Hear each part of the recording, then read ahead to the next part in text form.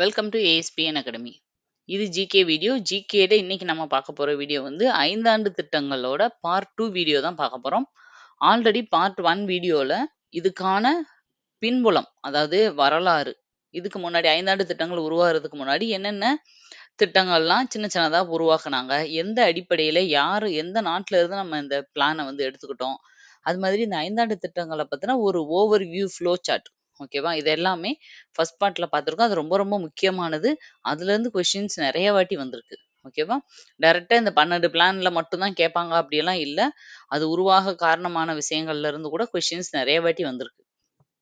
அப்படி பார்க்கும்போது, அந்த ஃபர்ஸ்ட் பார்ட் பார்க்காதவங்க பார்த்துட்டு நோட்ஸ் எடுத்துட்டு இந்த செகண்ட் பார்ட்டுக்கு வாங்க. அப்பதான் வந்து உங்களுக்கு கன்டின்யூட்டி புரியும். ஏன் எந்தெந்த ஒரு பர்ட்டிகுலரான திட்டங்கள்ல வந்து வளர்ச்சி விகிதம் ரொம்ப கம்மியா இருக்கும். அதுக்கான காரணம் எல்லாமே நான் அதுல சொல்லியிருப்பேன். சரியா? எந்தெந்த வருஷத்துல என்னென்ன பிரச்சனை வந்துச்சு, எதனால இந்த நெனச்ச பிளான வந்து அதாவது இவ்வளவு இலக்குன்னு வச்சிருப்பாங்க, அத எட்ட முடியல அப்படிங்கிறதெல்லாம் உங்களுக்கு அப்பதான் புரியும். ஓகே. இப்ப வீடியோக்குள்ள போலாம். அதாவது பாருங்க, ஃபர்ஸ்ட் 5 இயர் பிளான். ஒவ்வொன்ன பத்தியும் டீட்டெயிலா பார்க்க போறோம். 1951ல இருந்து 56 வரைக்கும் நடந்தது தான் ஃபர்ஸ்ட் 5 இயர் பிளான். முதல் திட்டக்குழு 50ல போட்டாங்க. அதுக்கப்புறம் 51ல இருந்து 56 வரைக்கும் 5 வருஷம். முதல்ல ஃபோக்கஸ் பண்ணதே உணவு பற்றாக்குறைய ஒழிக்கிறது தான் இதோட முக்கியமான ஒரு இது. அதாவது வறுமை ஒழிப்புன்னு சொல்லலாம். உணவு பற்றாக்குறை அதாவது விவசாயத்தையும், வேளாண்மையையும் பெருக்கணும்.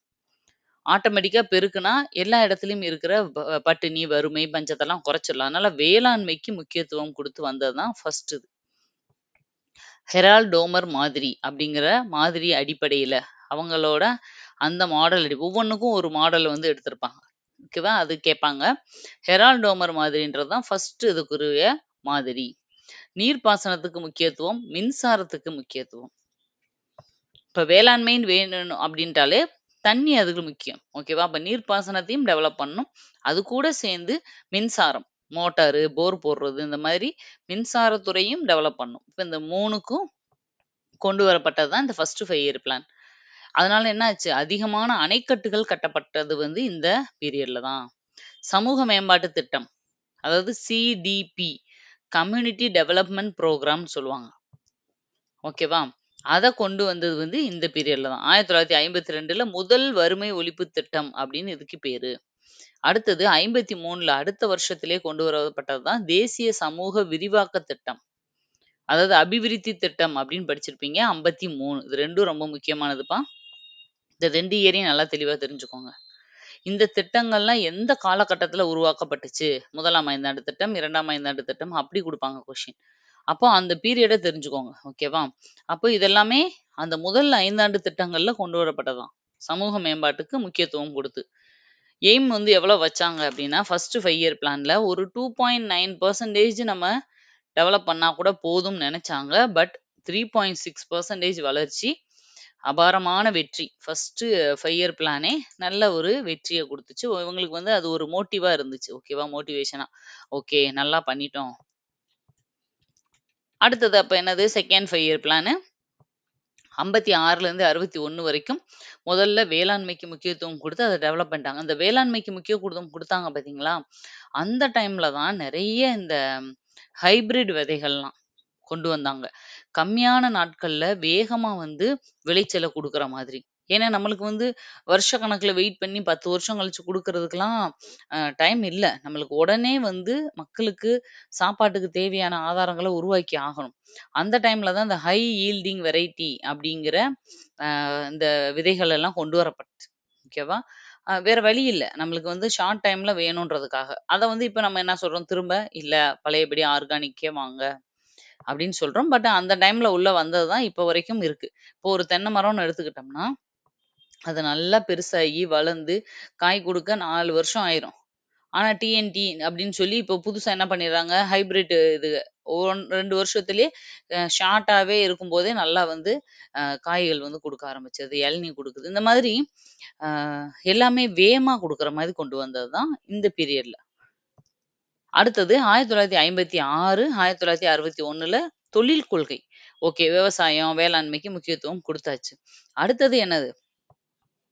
தொழில்துறைய டெவலப் பண்ணணும். ஃபேக்டரைசேஷன் அடுத்து வேலைகள உருவாக்கணும்ல, வேலைவாய்ப்ப உருவாக்கும்போது தான் அவங்களுக்கு ஒரு நிரந்தரமான சம்பளம் குடுக்க முடியும். அவங்க தொடர்ந்து அந்த வறுமையிலிருந்து வெளிய வர முடியும்.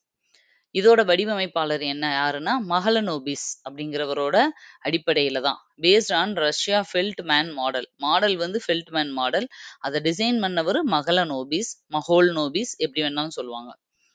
வேகமான தொழில்மயமாதல் இந்த டைம்ல தான் நடந்துச்சு. அதாவது நம்ம நாட்டுல இருக்கிற முக்கியமான தொழிற்சாலைகள், கனிம வளம் சார்ந்த தொழிற்சாலைகள் எல்லாம் இந்த டைம்ல தான் உருவாச்சு.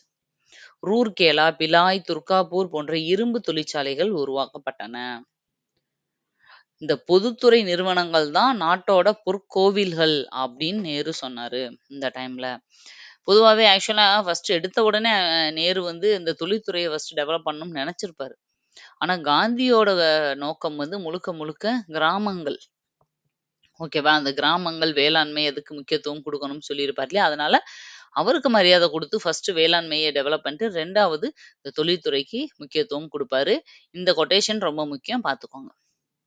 அப்போ 4.5% வந்து எய்ம் பண்றாங்க. ஆனா 4.2% தான் அச்சீவ் பண்ண முடிஞ்சுச்சு. இது ரொம்ப தோல்வி அப்டின்லாம் சொல்ல முடியாது. இது நடக்கிறது தான். ஒரு 0.23% டிஃபரன்ஸ் வர்றது நார்மல் தான். ஓகேவா? ஆனா அதுக்காக 2ஆம் ஐந்தாண்டு திட்டம் வந்து வெற்றி அப்டின்னு நம்ம போட முடியாது. எய்ம் பண்ண இலக்க அடையல தான். ஓகேவா? ஓகே 3 ஒன் பார்க்கலாம். 1961லேருந்து 66 வரைக்கும் தற்சார்பு பொருளாதாரம். அதாவது தன்னிறைவு. நம்ம வந்து எந்த நாட்டையும் டிபெண்ட் பண்ணாம, இப்போ ஓரளவு விவசாயத்த டெவலப் பண்ணிட்டோம், வேளாண்மைய. தொழில்துறையும் கொண்டு வந்துட்டோம். இனி முடிஞ்ச வரைக்கும் எல்லாத்துக்கும் நம்ம நாட்டிலேயே உற்பத்திகள உருவாக்கணும். அப்படிங்கிறத ஃபோக்கஸ் பண்ணது தான் 3வது. எது 2லயுமே வேளாண்மையிலயும் சரி, தொழில்துறை 2யும் மெர்ஜ் பண்ணி 2லயும் தன்னிறைவு அடையணும் அப்படிங்கிறது தான். இதுக்கு காட்கில் அப்படிங்கிறவரோட ஃபார்முலா பேஸ் பண்ணி தான் இத எடுத்தாங்க. இதோட டிசைனர் யார் வடிவமைப்பாளர்ன்னு பார்த்தா, சக்கரவர்த்தி மற்றும் சாதிக். ஓகேவா? சக்கரவர்த்தி மற்றும் சாதிக். இது எய்ம் பண்ணது எவ்வளவுனா 5.6% ஆனா எட்டியது 2.8% தான். அதனால 3வது 3வது ஐந்தாண்டு திட்டம் வந்து தோல்வி. இதுக்கு முக்கியமான இன்னொரு காரணமும் இருக்கு. தோல்விக்கு காரணம் என்ன அப்படின்னா, 62ல சீனா போர் வந்திருக்கும். 66ல பாகிஸ்தான் போர் வந்திருக்கும். இந்த போர்கள்ல கான்சன்ட்ரேட் பண்ணதுனால நம்மனால இந்த 5ஆண்டு திட்டங்கள்ல வந்து அதிகமா கவனம் செலுத்த முடியாம போயிருக்கும். அதுவும் இல்லாம நெறைய கஜானாலாம் இந்த போருக்கே செலவாயிடுறதுனால, இதுல நம்ம வந்து ஃபண்ட் வந்து அலாட் பண்ண முடியாம போயிருக்கும். அதனால இது 3வது ஐந்தாண்டு திட்டம் ஒரு தோல்வி திட்டமா மாறிடுச்சு. அடுத்தது தான் நான் சொன்னேன் உங்களுக்கு. இந்திரா காந்தி வந்து கஜானா இல்ல அப்படிங்கிறது. 64ல நேரு இறந்து போயிருப்பாரு. 65ல லால் பகதூர் சாஸ்திரி வந்து ஆனா அவருமே இறந்து போனதுக்கப்புறம் மறுபடியும் இந்திரா காந்தி வருவாங்க. 66ல இருந்து 69 வரைக்கும் ஓராண்டு திட்டமா அறிவிச்சிருவாங்க. திட்ட விடுமுறை காலம். ஓராண்டு திட்டங்கள், ஆண்டு திட்டங்கள் எப்படி வேணாலும் சொல்லலாம். முதல் ஆண்டு திட்டங்கள். ஓகேவா? அப்படின்னு சொன்னா 1966லேருந்து 69 வரைக்கும் இந்த 3 வருஷமும் ஒரு வருஷமா பட்ஜெட் போட்டு ஒவ்வொன்னுக்கா ஃபோக்கஸ் பண்ணுவோம் அப்படின்னு. வேளாண்மைக்கு முக்கியத்துவம். இத பத்தி டீட்டெயிலா நானு ஃபர்ஸ்ட் பார்ட்லயே சொல்லியிருக்கேன் பார்த்துக்கோங்க. அடுத்தது பசுமை புரட்சி செயல்படுத்தப்பட்டது. ஓகேவா? இந்த டைம்லயும் அந்த ஹை யீல்டிங் வெரைட்டி சீட்ஸ் எல்லாமே நெறைய அறிமுகப்படுத்துனாங்க. அ பூச்சிக்கொல்லி உரங்கள் எல்லாமே உற்பத்தி பண்ணாங்க. இப்ப நெறைய நம்ம ஃபெர்டிலைசர்ஸ்ல யூஸ் பண்றோம்ல, இதெல்லாம் இந்த டைம்ல குடுத்தாங்க. ஓகேவா? பசுமை புரட்சி முக்கிய காரணமா இருந்தவங்க. இந்த விவசாயங்கள், வேளாண்மை அதிகமா டெவலப் பண்ணணும் அப்படிங்கிறதுல முக்கிய குறிக்கோளா இருந்தவங்க யாருன்னா, சுப்பிரமணியம். வேளாண் அமைச்சரா இருந்தவரு சுவாமிநாதன், வேளாண் விஞ்ஞானி. இவர் லேட்டஸ்ட்டா தான் இறந்து போனார். ஓகேவா? 2, 3 இயர்ஸ் முன்னாடி தான். பசுமை புரட்சியின் தந்தை என அழைக்கப்படுபவர் தான் இந்த சுவாமிநாதன். நெறைய நீங்க கேள்விப்பட்டிருப்பீங்க. நெக்ஸ்ட் பாருங்க. 4வது 5ஆண்டு திட்டம். 69லேருந்து 74 வரைக்கும் நடந்திருக்கும். நிலையான வளர்ச்சி, நல்ல ஒரு ஸ்ட்ராங்கான கரெக்ட்டா ஒரே மாதிரி போற மாதிரி ஒரு வளர்ச்சியையும், தற்சார்பையும் உருவாக்கணும் அப்படிங்கிறது. வேளாண்மைக்கு முக்கியத்துவம். எல்லாத்துலயுமே மோஸ்ட்லி இந்த வேளாண்மை வந்து பேஸ் பண்ணி இருந்துகிட்டே இருக்கும். சரியா? ஃபர்ஸ்ட் பார்ட்ல மட்டும் வேளாண்மைக்கு பண்ணிட்டு அப்படியே வேளாண்மைய விட்டுட்டாங்கன்னு இல்ல. அடுத்தடுத்து வேற எந்த விஷயத்துக்கு வந்து முக்கியத்துவம் குடுத்தாலும், சைட்ல வேளாண்மைக்கும் அவங்க வந்து குடுத்துட்டே தான் வந்திருக்காங்க. ஏன்னா, அது வந்து எப்பயுமே கன்டினியூஸா இருக்கணும் இல்லையா? அதுக்காக. இதுக்கு என்ன மாதிரி அப்டின்னா, லியாண்டிப் மாதிரி. இதோட வடிவமைப்பாளர்கள் அசோக ருத்ரா மற்றும் மன்னி. இவங்க 2 பேரும் தான் டிசைனர்ஸ். 1971ல என்ன ஆயிருதுன்னா, மறுபடியும் பங்களாதேஷ் போர் வந்துருது. பஞ்சம் ஏற்பட்டு ரொம்ப வந்து நாடு கொஞ்சம் டைட் ஆயிருது. ஓகேவா? 69 உங்களுக்கு தெரியும். இந்த இந்த பீரியட்ல தான் இந்திரா காந்தி அவங்க என்ன பண்ணியிருப்பாங்க, 69ல 16 வங்கிகள தேசியமயமாக்கியிருப்பாங்க. எம்ஆர்டிபி சட்டம் வந்திருப்பாங்க. ஏகபோக தொழில் வர்த்தக சட்டம். Monopolies and restrictive trade practices act. MRTP சட்டம் ரொம்ப முக்கியமானது. இது இல்லாம 1966ல நெறைய விஷயங்கள் நான் அடிக்கடி சொல்லுவேன். ஒபெக் கூட்டமைப்பு உருவானது இப்பதான். தமிழ்நாடுக்கு வந்து தமிழ்நாடுன்னு பெயர் மாற்றம் கொண்டு வந்தது இப்பதான். ஹிதயத்துல்லா வந்து இடைக்காலத்துல கொஞ்ச நாள் வந்து டெம்பரவரியா நாட்டோட பிரசிடென்ட்டா இருந்தாரு. அவர் ஒரு நீதிபதி. பிரசிடென்ட்டும், வைஸ் பிரசிடென்ட்டும் இல்லாததுனால கொஞ்ச நாள் வந்து நீதிபதியா இருந்தது இந்த பீரியட்ல தான். அப்புறம் ஐஎஸ்ஆர்ஓ ஆரம்பிச்சது இந்த டைம்ல தான். இது கூட எம்ஆர்டிபி சட்டம், ராஜமன்னார் குழு வந்தது இந்த வருஷம் தான். ஓகேவா? 16 வங்கிகள் இவ்வளவும் நடந்திருக்கு. இந்த பீரியட்ல தான். அடுத்தது 71ல மன்னர் மானியம் ஒழிப்பு. மன்னர்களுக்கெல்லாம் அந்த காலத்துல வந்து இந்த மானியங்கள், ஓய்வூதியங்கள்லாம் குடுத்துட்டு இருப்பாங்க. அத வந்து ஸ்டாப் பண்ணாங்க. 73ல ஃபெரா ஆக்ட். ஃபெரான்றது ரொம்ப முக்கியம். Foreign exchange regulation act. அந்நிய செலாவணி ஒழுங்குமுறை சட்டம். இத கொண்டு வந்து ஏதாவது இந்த எந்தெந்த பீரியட்ல வந்து வந்துச்சுன்னு கேட்பாங்க இல்லையா? அதுக்காக. முக்கியமான திட்டங்கள். அடுத்தது குடும்ப கட்டுப்பாடு திட்டம் இந்த பீரியட்ல தான் அறிமுகப்படுத்தப்பட்டுச்சு. கிட்டத்தட்ட 5.7% வந்து எய்ம் பண்ணாங்க. பட் 3.3% மட்டும் தான் அச்சீவ் பண்ண முடிஞ்சது. ஏன்னா, இதுலயும் பங்களாதேஷ் போரு, பஞ்சம் நெறைய வந்துருச்சு இல்லையா? இத விட வந்து அ இந்த டைம்ல வந்து இந்திரா காந்தி அவங்க வந்து ஆல்ரெடி அவங்க மேல ஒரு கேஸ் போட்டு, அவங்க வந்து மால் பிராக்டிஸ் பண்ணிட்டாங்க எலக்ஷன்லன்ற மாரி ஒரு கேஸ் வேற போயிட்டுருக்கும் அவங்க மேல. ஓகே, நெக்ஸ்ட் பாருங்க 74 டூ 79. 5வது ஐந்தாண்டு திட்டம் வறுமை ஒழிப்புக்காக கொண்டு வரப்பட்டது. ஓகேவா? 1978ல முடிவுக்கு 79 வரைக்கும் பிளான் பண்ணது. பட் 78லயே இந்த பிளான் வந்து 5வது ஐந்தாண்டு திட்டம் 3 வருஷத்திலேயே 4 வருஷத்திலேயே முடிஞ்சு போயிருக்கும். ஏன் அப்டின்னா, ஆட்சி மாற்றம். 77ல எலக்ஷன் நடக்கும். அதுல வந்து இந்திரா காந்தி அம்மா வந்து தோத்து போயிருவாங்க. அதுக்கப்புறம் மொரார்ஜி தேசாய் வந்துருவாரு. அதனால ஆட்சி மாறுன உடனே அவங்க வந்து இத ஸ்டாப் பண்ணிருவாங்க வந்த உடனே. 4 ஆண்டுகள்லயே முடிஞ்சு போயிருக்கும். பட் இருந்தாலும் அது எந்த மாடல்ல வந்து அவங்க கொண்டு போனாங்கன்னா, டிபி தார் டிபி தார் அப்படிங்கிறவரோட மாதிரி அடிப்படையிலயும் வேளாண்மை, தொழில், சுகாதாரம் இதுக்கெல்லாம் முக்கியத்துவம் கொடுத்தும் ஆரம்பிக்கப்பட்டுச்சு. 1975ல தான் 20 அம்ச திட்டத்த வந்து வெளியிட்டாங்க. ரொம்ப முக்கியமானது. ஓகேவா? அதே 75ல தான் தேசிய உள்நாட்டு நெருக்கடி நிலை நேஷனல் எமர்ஜென்சி பீரியட் வந்து டிக்ளேர் பண்ணிருவாங்க இந்திரா காந்தி அம்மா. 1½ வருஷம் வந்து இந்த டிக்ளரேஷன் இருக்கும். ஏன் அப்டின்னா, அவங்க வந்து அ மக்களுக்கு எதிரா, அதாவது கோர்ட்டுக்கு எதிரா 71ல அவங்க வந்து எலக்ஷன்ல தப்பா வந்து இது பண்ணிட்டாங்கன்னு சொன்னாங்க இல்லையா? அதுக்கு தீர்ப்பு வந்துரும். அந்த இடத்துல வந்து ஒரு பெரிய கலவரம் நடந்து, கோர்ட் எப்படி வந்து பார்லிமென்ட்டோட சட்டங்கள்ல தலையிட முடியும்னு ஒரு பிரச்சனையாகி, உள்நாட்டு நெருக்கடி நிலையா அத எமர்ஜென்சி பீரியடா அறிவிச்சுருவாங்க. இலக்கு வந்து 4.4% பிளான் பண்ணியிருப்பாங்க. 4.8% பாருங்க, ஆக்சுவலா வெறும் 4 வருஷம் தான் அ இது நடந்தாலும், அந்த 4 வருஷத்திலேயே அது எய்ம் பண்ணத விட பயங்கரமான வெற்றி. ஓகேவா? அப்ப 5வது ஐந்தாண்டு திட்டம் 4 வருஷம். பட் நல்ல வெற்றி. அடுத்து சொன்னேன்ல 78லயே ஸ்டாப் பண்ணிட்டு 78 டூ 83 சுழல் திட்டம். இது ஓராண்டு திட்டம் இல்ல. 3 வருஷத்துக்கு 3 இயர் பிளான் அப்படிங்கிறது. 3 வருஷத்துக்கு மொத்தமா சுழல் திட்டம். ஓகேவா? இவங்க வந்து எப்ப 78 டூ 83 பிளான் பண்ணி மொரார்ஜி தேசாய் ஸ்டார்ட் பண்ணுவாரு. நீங்க சொல்றத நாங்க ஏன் பண்ணணும்? நான் வந்து புதுசா பண்றேன் அப்படின்னு சொல்லிட்டு அவரு சுழல் திட்டம்னு அறிவிப்பாரு.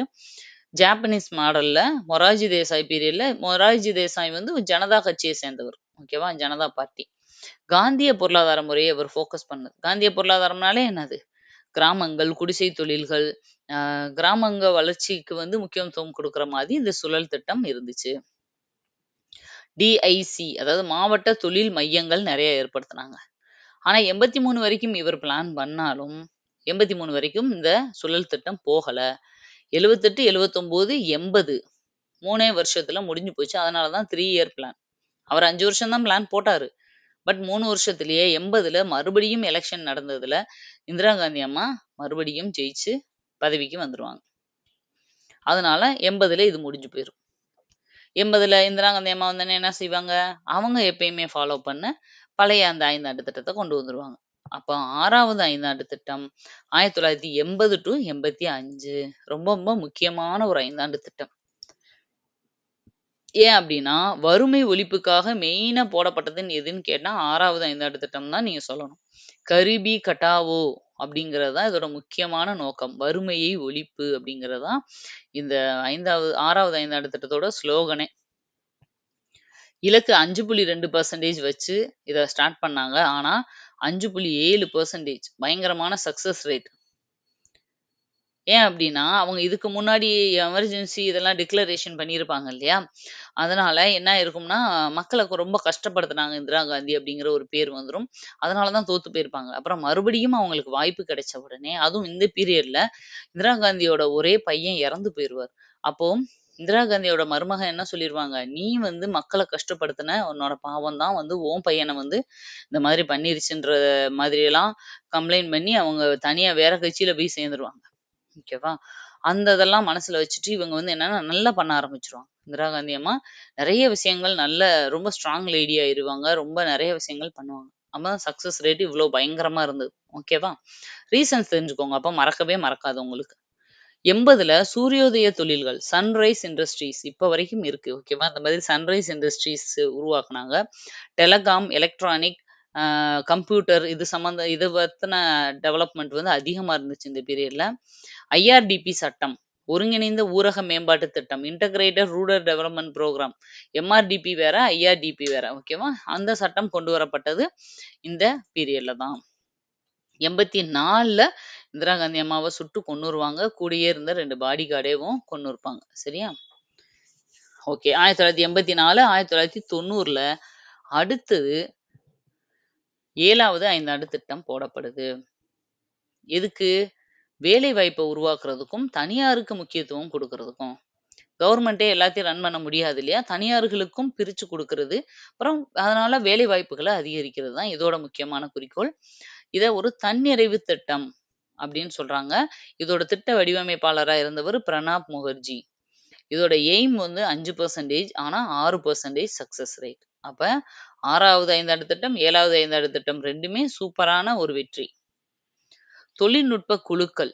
சாம்பிட் ரோடா அப்படிங்கிற குழுக்கள் இந்த டைம்ல தான் நெறைய ஆரம்பிக்கப்பட்டுச்சு. 1981ல ஜேஆர்ஒய் ஜவஹர் ரோஜ்கர் யோஜனா வேலைவாய்ப்பு திட்டம் அப்படின்னு சொல்லி வேலை வாய்ப்புகள வந்து அங்கங்க வந்து மீட்டிங் மாரி நடக்கும். ஒரு பெரிய ஒரு நாள் ஃபுல்லா வந்து நடக்கும். அதுல வந்து இந்த மாரி படிச்சவங்க எல்லாரையும் வர வச்சு இன்டர்வியூ பண்ணி அங்கேயே கேம்பஸ் இன்டர்வியூஸ் எல்லாம் காலேஜ்ல போய் குடுக்குறாங்கல்ல, அந்த மாதிரி அந்த அம் நடக்கிற அந்த மீட்டிங்ல வச்சே குடுத்துருவாங்க போஸ்டிங்ஸ் அந்த மாதிரி. அடுத்தது இது 90 வரைக்குமா? அடுத்து 90 டூ 91லயும், 91 டூ 92லயும் இதே மாதிரி ஓராண்டு திட்டங்கள் போட்டாங்க. ஃபர்ஸ்ட் 66 டூ 69 போட்டாங்கல்ல, அதே மாதிரி 90, 91, 92 2வது இடைவெளி காலம். ஓகேவா? இது வந்து 2வது ஓராண்டு திட்டம் போடப்பட்டது. அப்போ அடுத்தது 8வது 5ஆண்டு திட்டம் எப்போ வருது? 92லிருந்து 97 வரைக்கும். வருஷங்கள் நல்லா ஞாபகம் வச்சுக்கோங்க. நீங்க பாட்டுக்கு 50லிருந்து 5, 5ஆ கூட்டிக்கிட்டே வந்தா ஒவ்வொரு 5ஆண்டு திட்டமும் வந்துரும்னு நெனைக்காதீங்க. அப்படி கிடையாது. நெறைய சேஞ்சஸ் இருக்கு அதுல. 8வது 5ஆண்டு திட்டம் பாருங்க. மனிதவள மேம்பாட்டுக்கு முக்கியத்துவம் குடுக்குறாங்க. மனிதவள மேம்பாடுன்றது ரொம்ப முக்கியம். ஏன்னா, மனிதர்களே ஒரு வளம் தான் ஒரு நாட்டுக்கு. அதுவும் இந்தியாவுக்கு முக்கியமான வளமே மனித வளம் தான். ஏன்னா, நம்ம மக்கள் தொகையில ஃபர்ஸ்ட் பிளேஸ்ல இருக்கோம். அது வந்து நம்மளுக்கு ஒரு பக்கம் நம்ம நாட்டுக்கு ஒரு ட்ரபிளா இருந்தாலும், இன்னொரு பக்கம் அதுவே ஒரு வளமாவும் இருக்கு. ஏன்னா சம்பாதிக்கிறவங்க அதிகமா இருக்கும். அதுமாரி மத்த நாடுகள்லாம் அவங்களோட பொருட்கள கொண்டு வந்து நம்ம நாட்டுல விக்கிறதுக்கு ஒரு நல்ல சந்தையா நம்ம நாட்ட பார்க்குறாங்க. அதனால நெறைய இன்வெஸ்ட் பண்றாங்க. ஏன்னா ஆட்கள் அதிகமா இருக்கும்போது, அங்க வந்து வாங்குறவங்களோட ரேஷியோவும் அதிகரிக்கும் இல்லையா?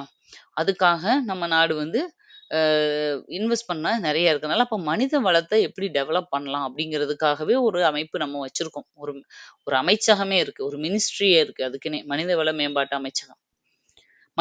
அதாவது மனிதர்கள எப்படி நம்ம நாட்டோட வளர்ச்சிக்கு பயன்படுத்திக்கலாம் அப்படிங்கிறது தான் இது. தொழில், வேலைவாய்ப்பு மற்றும் கல்வி. அப்ப கல்வி அவங்களுக்கு குடுக்கணும். அப்படி வந்தது தான் அந்த திட்டங்கள்லாம். சர்வ சிக்ஷா அபியான், சமக்கிர சிக்ஷா அபியான் இந்த மாரி நெறைய திட்டங்கள்லாம் கொண்டு வந்தாங்கல்ல. இதுல அப்ப மனித வளத்த மேம்படுத்துனா, ஆட்டோமேட்டிக்கா வந்து சம்பாரிக்கிறது கூடும். சம்பாரிக்கிறது கூடும்போது ஜிடிபி கூடும். ஜிடிபி கூடும்போது ஆட்டோமேட்டிக்கா நாட்டோட பொருளாதாரம் கூடும். ஓகேவா? எல்பிஜி மாடல் அறிமுகப்படுத்தினது இந்த வருஷத்துல தான். நரசிம்மராவ், மன்மோகன் 2 பேரும் மாதிரியில இத அறிமுகப்படுத்துறாங்க. அதனால தான் நம்ம மன்மோகன் சிங்க கூட இந்த எல்பிஜி கொள்கைன்றது என்ன அது? லிக்விஃபைடு பெட்ரோலியம் கேஸ் கிடையாது. நம்ம வீட்ல யூஸ் பண்ற எல்பிஜி கேஸ் கிடையாது. எல்பிஜி அப்படிங்கிறது லிபரலைசேஷன், பிரைவேடைசேஷன், குளோபலைசேஷன். தனியார் மயமாதல், தாராளமயமாதல், உலகமயமாதல்னு படிச்சிருப்போம் இல்லையா? அந்த மெத்தட அறிமுகப்படுத்துறாங்க. பேஸ்ட் ஆன் ஜான் மில்லர் மாதிரி. எது? இந்த 8வது ஐந்தாண்டு திட்டம். இலக்கு 5.6 ஆனா சக்சஸ் ரேட் 6.8. இதுவரைக்கும் பார்த்ததுலயே ஹையஸ்ட் ரேட் இதுதான் நினைக்கிறேன்.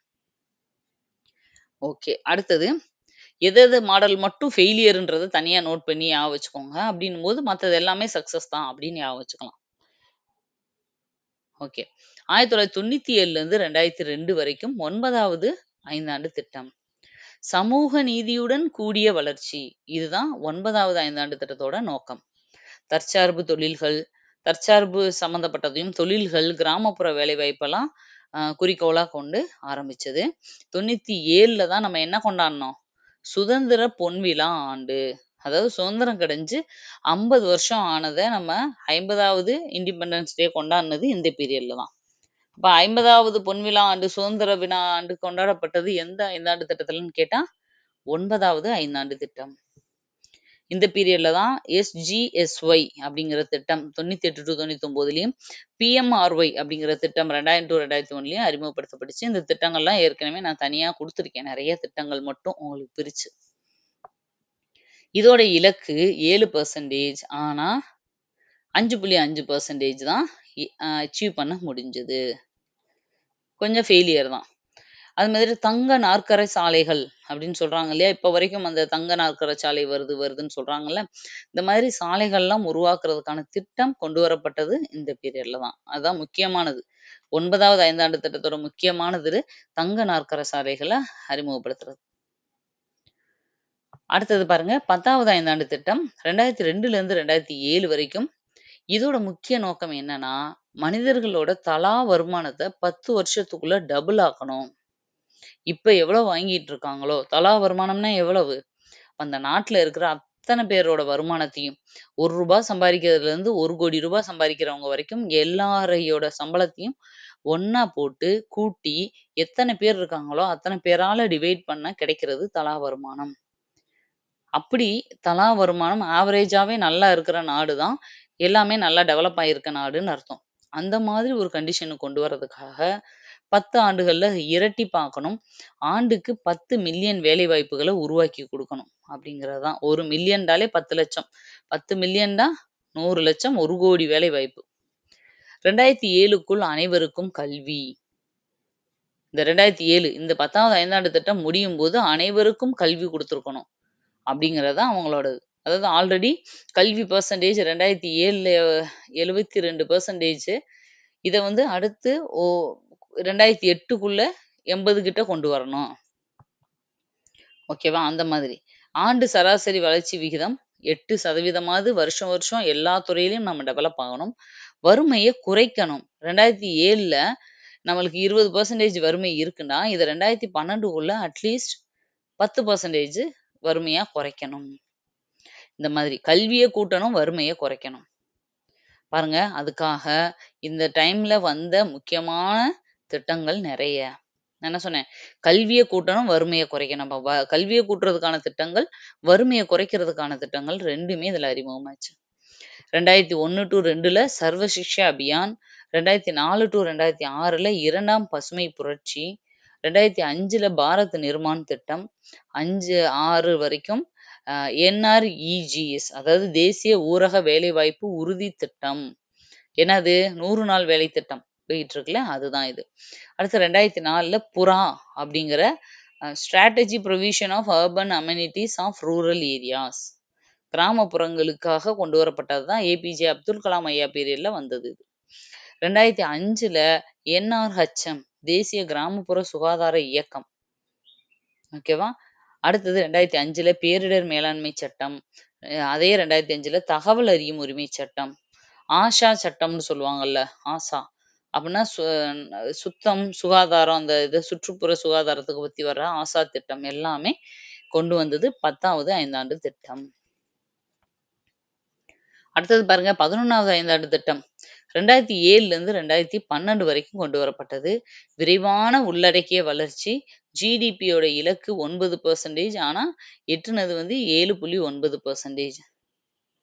அதாவது ஓரளவு மேக்ஸிமம் பெர்சன்டேஜ் எய்ம் பண்ணியிருக்கோம். அதே மாதிரி ரீச்சும் பண்ணியிருக்கோம். ஓகேவா? வேளாண்மையில இலக்கு 4.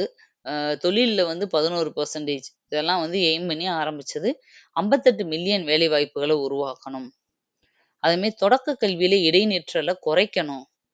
சின்ன வயசுல ஒரு ஸ்டார்ட்டிங்ல 7த், 8த் படிக்கிறதுக்குள்ளேயே நெறைய ட்ராப் அவுட் ஆயிடுறாங்க. அந்த இத வந்து குறைக்கணும். பாலின விகிதத்த உயர்த்தணும். பாலின விகிதம் என்னது? 1000 ஆண்களுக்கு எத்தனை பெண்கள் அப்படிங்கிறது தான் பாலின விகிதம். அந்த பெண்களோட ரேஷியோவ அதிகரிக்கணும். 2009ல ஆர்டிஇ ஆக்ட் கொண்டு வரப்பட்டுச்சு. ரொம்ப முக்கியமான ஒரு ஆக்ட். ரைட் டூ எஜுகேஷன் அப்படிங்கிறது. சரியா? அந்த பாலின விகிதத்த கூட்டணும்னு சொன்னாங்க இல்லையா? அதுபடி 2011, 12ல வந்து 935 இருந்தது. 16, 17ல வரும்போது 950 ஆயிருச்சு. ஓகேவா? பாலின விகிதத்த உயர்த்த தான் செஞ்சிருக்காங்க. அடுத்தது பாருங்க 12வது ஐந்தாண்டு திட்டம். 12வது ஐந்தாண்டு திட்டத்துல என்ன பிளான் பண்ணாங்க? விரைவான நீடித்த வளர்ச்சி அனைத்து துறைகளிலும் மொத்தமா எல்லாமே. ஜிடிபி இலக்கு 8%. 5 கோடி புதிய வேலைகள் உருவாக்கணும். பாருங்க ஃபர்ஸ்ட் 1 கோடியா இருந்துச்சு. அடுத்து அப்படி அப்படியே கூடி 5 கோடி வேலைகள் உருவாக்குறது. 2017க்குள்ள 100% எல்லாருக்கும் எழுத்தறிவு குடுத்துறணும் அப்படின்னு பிளான் பண்ணாங்க. உள்கட்டமைப்பில் முதலீடு அதிகரித்தல். இன்ஃப்ராஸ்ட்ரக்சர். நாடு முழுக்க இந்த மெட்ரோ போடுறது, ரோடு போடுறது, இந்த மாதிரி நெறைய பிரிட்ஜஸ் கட்டுறது எல்லாம் இந்த மாதிரி உள்கட்டமைப்புகள்ல ஃபோக்கஸ் பண்றது. கிராமப்புற மேம்பாட்டு வளர்ச்சி. கிராமங்கள டெவலப் பண்றது. ஓகேவா? அடுத்தது நீர் மேலாண்மை கொள்கை. நீர் வந்து மேனேஜ்மென்ட். உணவு பாதுகாப்பு சட்டம் 2013 இந்த பீரியட்ல தான் வந்துச்சு. நிலம் கையகப்படுத்துதல் சட்டம். இதுவும் 2013 to 14ல வந்துச்சு. இப்ப என்ன ஆச்சுன்னா 17 வரைக்கும் இந்த சட்டம் அந்த பிளான் 12வது ஐந்தாண்டு திட்டம் போச்சா அப்படின்னு கேட்டா கிடையாது. என்ன ஆகுது? 2014ல பிஜேபி ஆட்சிய கைப்பற்றுது. மோடி பிரதமர் ஆகுறாரு. 2015 ஜனவரி 1ல இருந்து இத கேன்சல் பண்ணிட்டு, இவ்ளோ வருஷமா கொண்டு வந்த 5 இயர் பிளான அசால்ட்டா கேன்சல் பண்ணிட்டு, நித்தி ஆயோக் அப்படிங்கிற ஒரு புது அமைப்ப உருவாக்குறாரு. National institute for transforming India. இதுக்கு இன்னொரு பேரும் இருக்கு. திங்க் டேங்க் அப்படிங்கிற திங்க் டேங்க் பட்டியாக, அதாவது சிந்தனை களஞ்சியம் அப்படிங்கிற ஒரு பெட் நேமும் இருக்கு. திங்க் டேங்க்னு என அழைக்கப்படும் அமைப்பு எதுன்னு கேட்டாங்க ஒரு வாட்டி ப்ரீவியஸ் இயர்லயுமே. அது எது? நிதி ஆயோக். அப்போ 12வது ஐந்தாண்டு திட்டம் 2012 to 17. ஆனா 17 வரைக்கும் அது நீடிக்கல. 15 ஜனவரி 1ல இருந்து நிதி ஆயோக் ஸ்டார்ட் ஆயிருச்சு. அப்போ இந்த ஐந்தாண்டு திட்டம் படிச்ச கையோட அடுத்து நீங்க என்ன படிக்கணும்? நிதி ஆயோக பத்தி படிக்கணும். ஓகேவா? பாருங்க. Types of planning. இந்த பிளானிங் பண்றாங்க இல்லையா? அந்த பிளானிங்லயே பல வகை இருக்கு. அதையும் தெரிஞ்சுக்கோங்க. மைய திட்டமிடல் வெர்சஸ் பரவலாக்க திட்டமிடல்.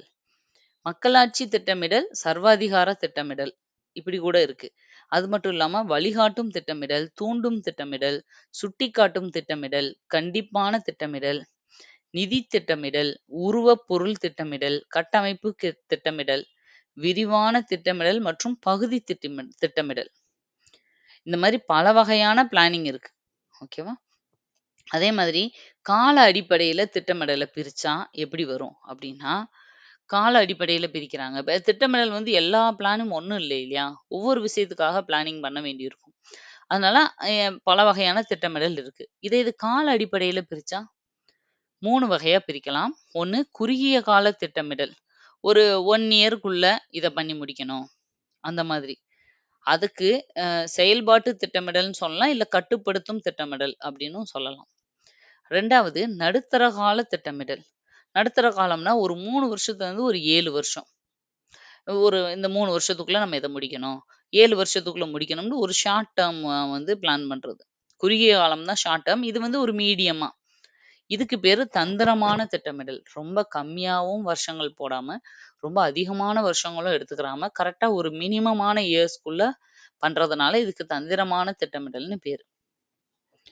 நீண்ட கால திட்டமிடல். நீண்ட காலம்னா 10 வருஷம், 20 வருஷம், 30 வருஷம்னு பிளான் பண்றது. அடுத்த 30 வருஷத்துக்குள்ள நம்ம கார்பன் எமிஷன ஃபுல்லாவே 0 ஆக்கணும் அப்படின்னு பிளான் பண்றோம்ல, இதுக்கு பேரு வியூக திட்டமிடல். வியூகம் அமைக்கிறது. இன்னைக்கு பிளான் பண்ணி அடுத்த ஜெனரேஷனுக்கு அது வந்து இந்த மாரி வர்றதுக்காக. இன்னைக்கு கடல் நீரை வந்து உப்பு தண்ணியா நல்ல தண்ணியா மாத்துறதுக்கு ஒரு திட்டம் போடுறோம். இது எதுக்கு?